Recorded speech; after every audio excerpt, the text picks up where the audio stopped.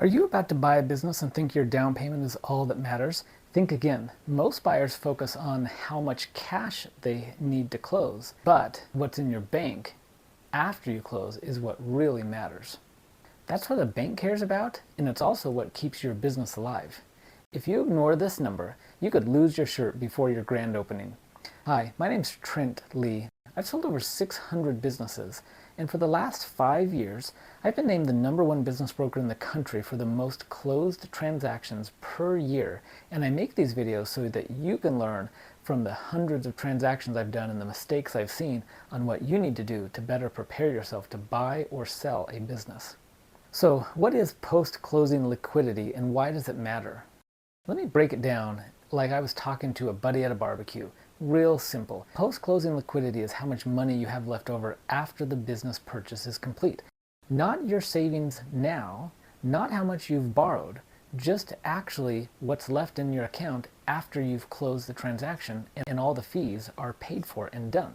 Banks call this your safety cushion, and trust me, they look at it just as hard as they look at your credit score or your down payment. If you're wiped out after closing, they get nervous. And a bank gets nervous, your loan doesn't get approved. Or worse, you might barely get approved, and then 3 months later, when a surprise expense hits, you're in trouble.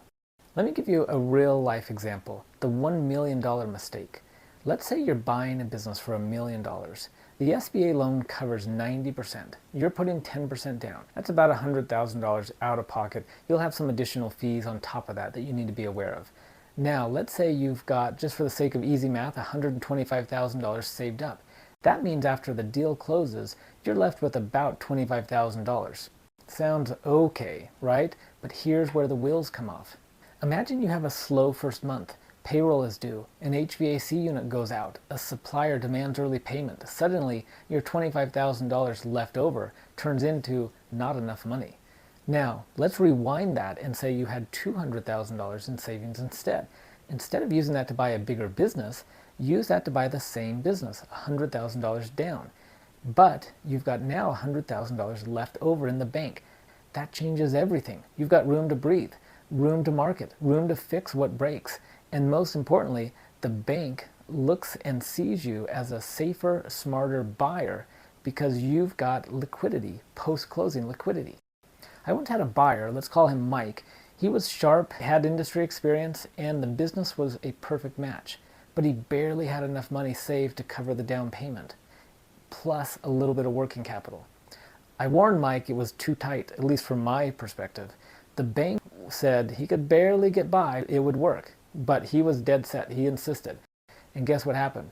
A few weeks after closing, his top employee quit. Sales dipped for 2 months straight. By month 3, he was behind on his loan and maxing out credit cards just to keep the lights on. Great guy, poor planning. Don't be Mike. Now, just in the end, Mike pulled out of it and is doing fine now, but he went through a lot more stress than he really should have or needed to go through because it was so tight, that post-closing liquidity. Here's a little insider information most buyers don't know. SBA lenders don't just approve you based on what you bring to the table. They look hard at what you keep in your wallet. They typically want to see post-closing liquidity, a buffer of at least 10% of the loan amount. So if you're borrowing $900,000, you should aim to have at least 10% of that, or $90,000, in the bank after you close. Why? Because they know something will go wrong. It always does. Maybe not in the first week, but something's going to happen in the first year or so. You need to be prepared. Some banks are even stricter and may require more if the business has seasonal dips, high payroll, inventory heavy operations or equipment heavy operations. So yes, you need to save more than just the down payment when buying a business. So how do you calculate the post-closing liquidity? Let's make this super simple. Here's the formula. Total cash flow before closing minus the down payment minus the closing cost minus the initial working capital equals post-closing liquidity. For example, if you have $250,000 in cash, you put $100,000 down, you pay $15,000 in closing cost, you need $25,000 in working capital just to get through the first 60 days before AR and AP starts to catch up. What's left? About $110,000. That's your post-closing liquidity. Not bad. The bank will smile at that number. Now, take that same buyer with only $150,000 to start. What's left over? Just $10,000.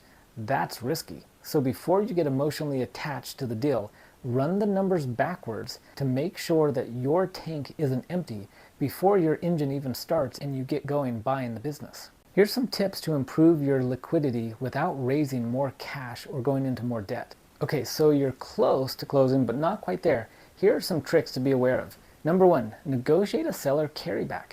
Ask the seller to hold a note. This reduces your down payment and frees up your cash. Number two, structure working capital into the loan. Some SBA lenders will let you include that as a buffer into the loan. Number three, use a retirement funds or a ROBS plan. Roll over your 401k tax-free to help with the purchase and the liquidity. Number four, get a business line of credit pre-approved. You can usually do this with the lender that you're using. Even if you don't use it, it's there and available for you. Number five, delay big investments. Don't drop $400,000 on new signage and new equipment on day one. Ease into the upgrades, ease into the operations. Remember, being cash rich post-closing is the most underrated part of buying a smart business and acting like a smart buyer. It's what keeps your doors open and your stress low. To sum it up, your down payment gets you in the door, but your post-closing liquidity keeps you in the game. Don't fall into the trap of being all in on day one. Keep gas in your tank. SBA lenders will like you more, you'll sleep better at night, and overall, you'll be a smarter buyer. If you plan on buying a business and want to know if you have enough post-closing liquidity, reach out to me. I can walk you through and help you crunch the numbers and make sure you're truly ready, not just to buy a business, but to succeed with it after you buy it, and that's what really matters.